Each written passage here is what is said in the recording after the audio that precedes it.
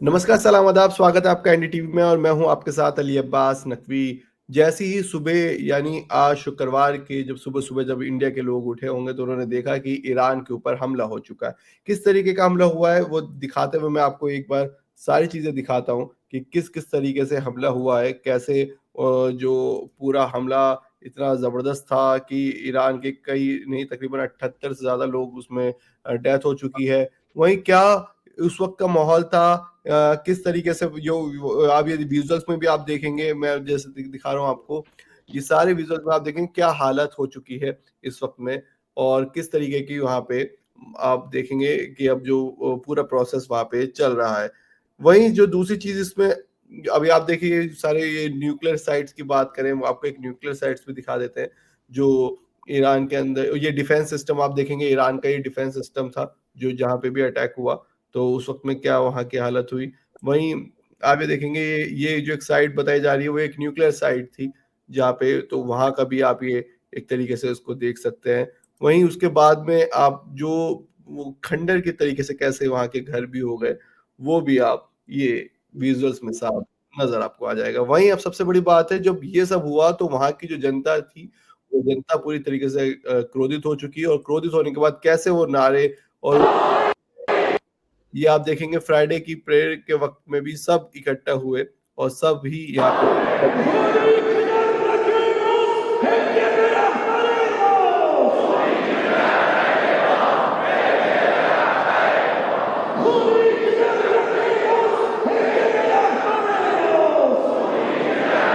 ये आपने कुंभ का देखा यहाँ पे एक मस्जिद जमने के वक़्त में ये एक तरीके से हुआ।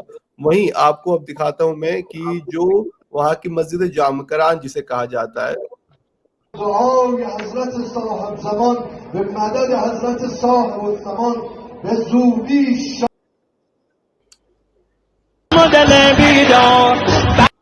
ये आप देखेंगे वहाँ पे ये मस्जिद जामकरान जो है वहाँ पे ही पूरा रेड फ्लैग यानी एक तरीके से जंग की निशानी के रूप में, ये बदले के रूप में यहाँ वहाँ पे भी ये लहरा दिया गया है। तो जो कि साफ तौर पे एक नज़र आता है कि अब ईरान जो है बदला लेगा और ये पहले भी हुआ है जब कासिम सुलेमानी की वहाँ पे जब उन्हें मारा गया था तब भी ऐसे ही परचम लहराया गया था। उससे पहले जब इज़राइल ने लास्ट ईयर भी जब ये हमला किया था तब भी इसी तरीके का हुआ था। तो वो आप सारी चीज़ें यहाँ पे देख सकते हैं। वहीं जो कुंभ की सड़कों पे किस तरीके से प्रोटेस्ट हुआ वो मैं आपको दिखा देता हूँ, वो आप देखिए।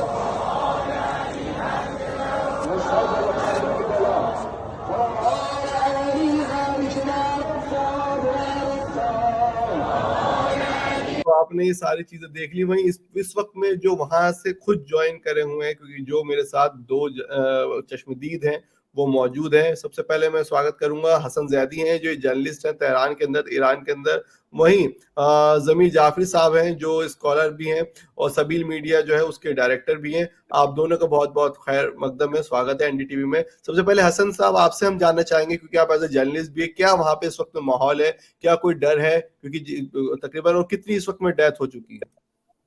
देखिए, जो अभी न्यूज़ आई है वो तकरीबन 80 लोग इसमें शहीद हो चुके हैं इन हमलों में, जिसमें लेडीज भी हैं, छोटे बच्चे भी हैं और कमांडर्स और ये सब तो वो तो अपनी जान को हथेली लेप के ही चलते हैं। और खुसूसन ईरान जैसी जगह पर कि यहाँ पे जब से रेवोल्यूशन हुआ है तब से यही सिलसिला रहा है।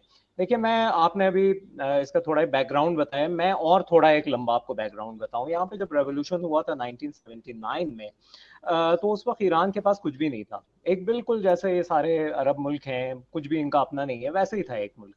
और उसके हम्म, बाद जब इमाम खुमैनी के कहने पर आहिस्ता आहिस्ता करके इन लोगों ने डेवलपमेंट शुरू किया, तो उसके इनकलाब के, ईरान के रेवोल्यूशन के सिर्फ 1.5 साल के अंदर जंग शुरू कर दी, छेड़ दी गई और पूरे ईरान पर हमला हुआ। और सद्दाम जो है वो उसने ऐसा हमला किया कि पूरे ईरान को भी उसमें वो कर दिया। तकरीबन यही मंजर जो आज देखा गया है, इसको आप 100 गुना बढ़ा दीजिए, क्योंकि उस वक्त ईरान के पास ना एयर डिफेंस था, न मिलिट्री पावर ऐसी थी कि मुकाबला कर सके। और उसका नतीजा ये हुआ था, उस दौर में अवाम खौफजदा नहीं थी।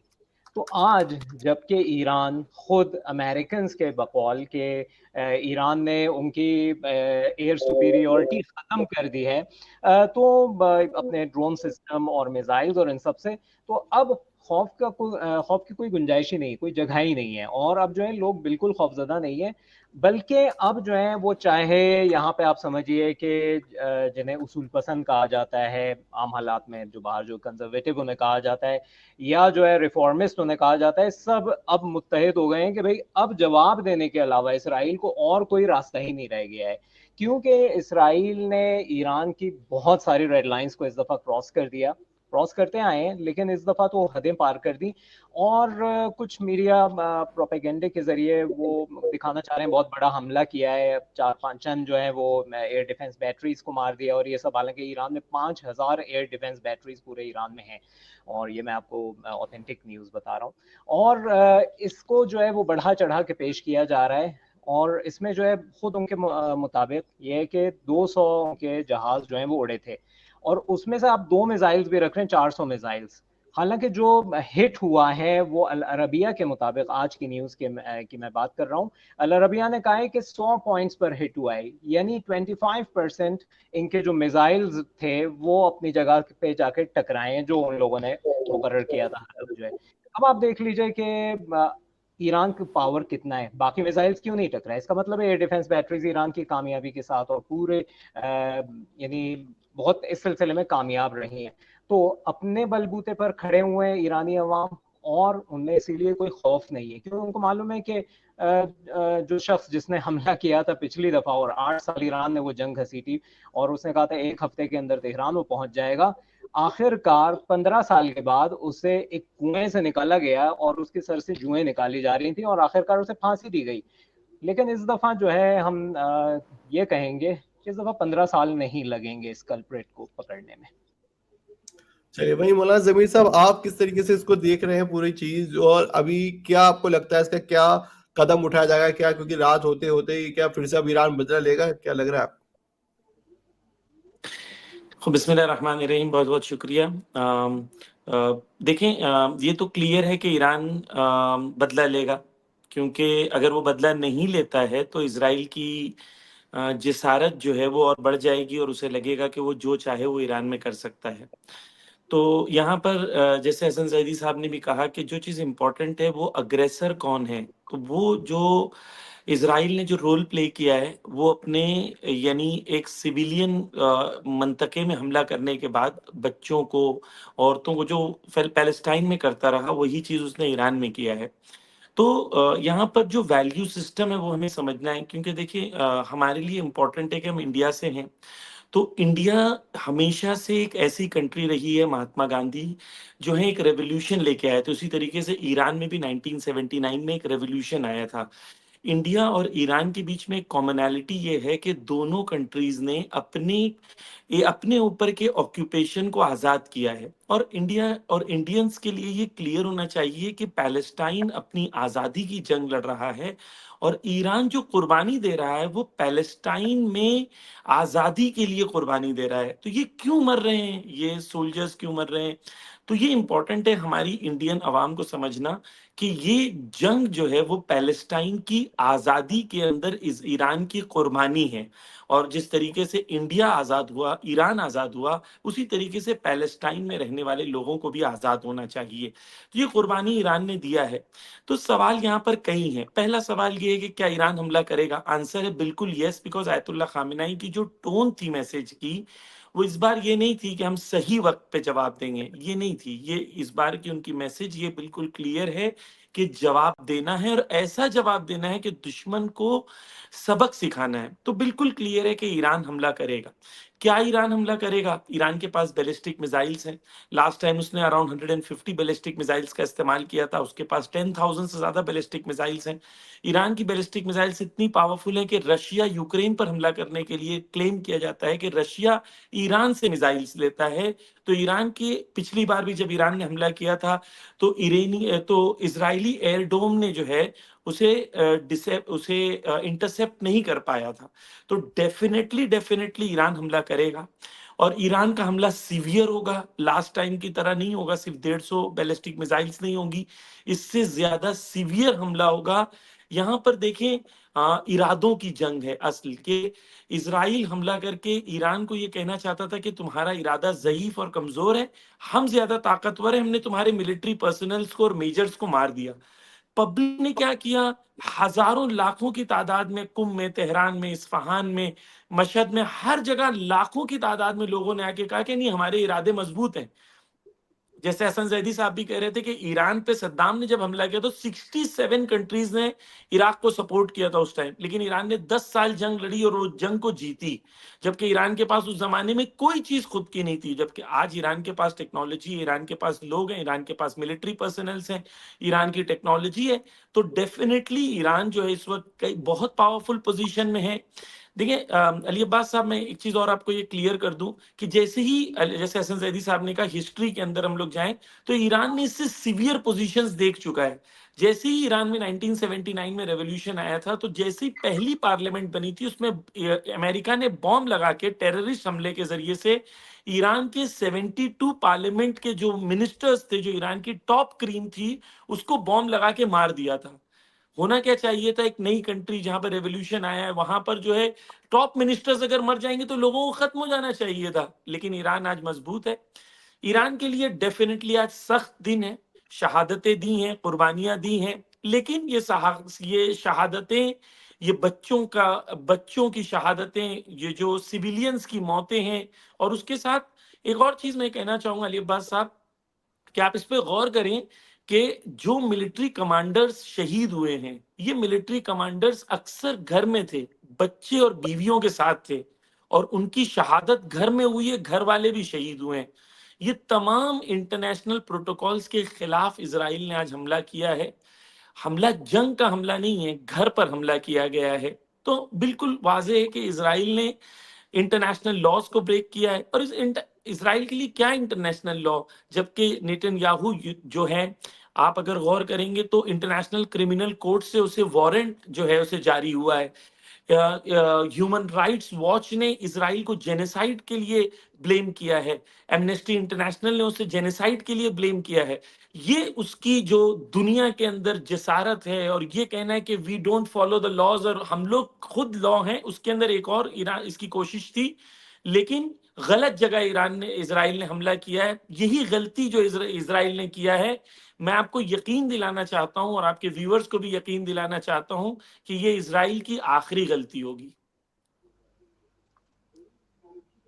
हसन साहब, क्या मानते हैं आप, जिस तरीके से कितने लोगों की इस वक्त में तादाद है जिनकी जो डेथ हो चुकी है वहां पे? जी मैंने बताया, अब अभी तकरीबन 1-2 घंटे पहले तक तो जो खबर आई है, तकरीबन 80 जो हैं ईरानी शहरी जो हैं वो शहीद हो चुके हैं, और करीब 400 लोग जख्मी हुए हैं। उसमें बड़ी तादाद सिविलियंस की गए हैं। जहाँ जहाँ पे मारा है मिसाइल, वो वहाँ पे घनी आबादी थी। एक तो यानी हमारे जी। घर से कोई 4-5 किलोमीटर के फासले पर वहाँ पे मारा गया। अलबत्ता खुद अब इस पे सवाल उठ रहा है कि ये वाकई मिसाइल अटैक था या अंदर इन लोगों ने, मोसाद ने मतलब वहाँ पहले से कुछ कह सकते हैं कि कुछ सिस्टम ये लोग दाखिल इन लोगों ने कर दिए थे, ईरान में ले आए थे। खैर अभी वो एक अलग बहस है। लेकिन जो चीज़ है वो ये है कि इस वक्त लोगों में वही जज्बा है, क्योंकि ये सारे कमांडर्स अवाम के बीच रहते थे। यहाँ पे ये नहीं है कि अलग कॉलोनी बनी हो, और वहां पे है, ठीक है, फौजियों का है वहां पे, लेकिन ज्यादातर का ये है कि वो लोगों के साथ रहते हैं। हमारी अपनी गली में, तेहरान के सिटी सेंटर में, जहाँ पे बिल्कुल सारे सिविलियंस रहते हैं, यहाँ पे कई एमपीज रहते हैं। हम लोग बिल्कुल घर के पास, और बिल्कुल सादा जिंदगी, मेट्रो से आते हैं और टैक्सी से जाते हैं और बसों में आते जाते रहते हैं। तो ये चीज यहाँ पे लोगों में, और जो यहाँ पे आप समझिए कि जो पॉलिटिकल जो लोग हैं या जो मिलिट्री के लोग हैं, उनमें फासला नहीं है। अभी मेरी अपने अभी इस वक्त स्टेटस पर जो तस्वीर है, वो खुद जनरल हुसैन सलामी, शहीद हुसैन सलामी के साथ मेरी तस्वीर है, जो इमाम रजा अलैहि सलाम के हरम में ली गई थी। उनके साथ बॉडीगार्ड नहीं था। यानी इतनी सलामती है, और इतनी जो है वो सबको भरोसा है कि भाई एक एक दो शायद बॉडीगार्ड्स उनके साथ रहे हो, तो उसमें यह है कि उनको भरोसा है अपने अवाम पर कि हम जो हैं जब साथ में होंगे तो ये भी बर वक्त हमारा साथ देंगे। और यहाँ पे जब ये जज्बा होता है, तो फिर कोई एक दूसरे से अलग एक दूसरे को नहीं समझता। यहाँ पे जो भी मिलिट्री कमांडर्स हैं, मैं बहुत इसके साथ क्लेम कर सकता हूँ कि ऐसे मिलिट्री कमांडर्स जो अवाम में उतरते हों, अवाम के साथ बैठते हों, आपको कहीं नहीं मिलेंगे, मैं चैलेंज करता हूँ। और ये चीज़ जो है खुद बायस बनी है कि अवाम में अब इस वक्त एक जो जज्बा था जो शुरू रेवोल्यूशन से आया है वो आज तक बरकरार है उनमें। और यही चीज़ बायस बनेगी कि यहाँ पे बड़ी बड़ी ताकतें जो हैं वो दो तीन बार सोच के हमला करें। इस दफा भी बहुत बड़ी गलती कर दी है, और पता नहीं क्या शेर का, पता नहीं क्या अपना वो रखा है नाम इसराइल ने, राइजिंग लायन। तो वही हम्म। है, राइजिंग लायन जो है वो राइजिंग गिद्ध ज्यादा है, तो उसको उससे निपटने के लिए अब उसको तैयार हो जाना चाहिए। और बस मेरे ख्याल में चंद घंटों में, या हो सकता है चंद दिन के अंदर, उन लोगों को पता चल जाएगा राइजिंग लायन किस साइड पे बैठा हुआ है। वही जमीर साहब, आप अपनी आखिरी कमेंट क्या कहना चाहेंगे इस वक्त में, जिस तरीके से क्योंकि जो लोग आपने बताया डेथ भी हुई है, और कुछ खबरें ये भी आ रही हैं कि जो इरना की तरफ से, ये हम कोट तो नहीं करें, इरना कह रहे हैं कि नेतन्याहू वो ग्रीक की तरफ चले गए हैं इनफैक्ट। तो क्या इस पे कुछ, क्या आपकी तरफ से कुछ, क्योंकि आप सिविल मीडिया के भी डायरेक्टर हैं, कुछ और खबर सामने आ रही है? देखिए देखिए, इसराइल के चैनल 12 और इसराइल के तमाम चैनल्स ने बता दिया है कि उनके तमाम सिक्योरिटी एक्सपर्ट्स जो हैं इस वक्त वो अंडरग्राउंड है, बंकर्स में हैं, और वो खौफ के आलम में है। इसराइल के अंदर जो प्राइसेस हैं वो चीज़ों के बढ़ गए हैं, जबकि ईरान में कोई चीज़ ऐसी नहीं हुई है।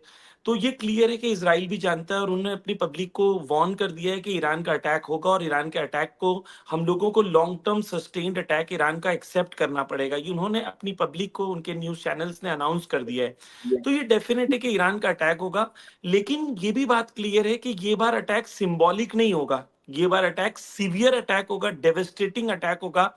देखिए, आप कंपेयर करें ईरान को इसराइल से, इसराइल जो है वो ईरान का 1/10 पॉपुलेशन भी नहीं है, 1/10 लैंड भी नहीं है ना, उनके पास एक पोर्ट है, सिर्फ एलियाड पोर्ट है, जिसके ऊपर अगर ईरान हमला करे, कई बैलिस्टिक मिसाइल्स मारते तो तबाह हो जाएगा उनका पोर्ट।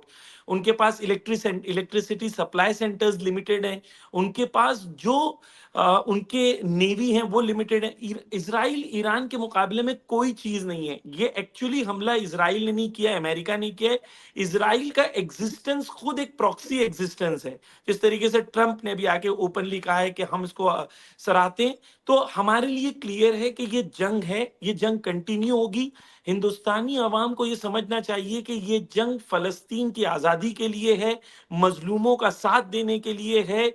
गांधी जी और नेल्सन मंडेला ने जो वैल्यू सिस्टम रखा था कि आप मजलूम का साथ दो, जिस तरीके से गांधी जी ने कहा था कि Palestine belongs to the Palestinians, Nelson Mandela ने कहा था कि मुझे पैलेस्टाइन के लिए मुझे खड़ा होना चाहिए, उसी तरीके से वही वैल्यू सिस्टम्स को लेके ईरान चल रहा है।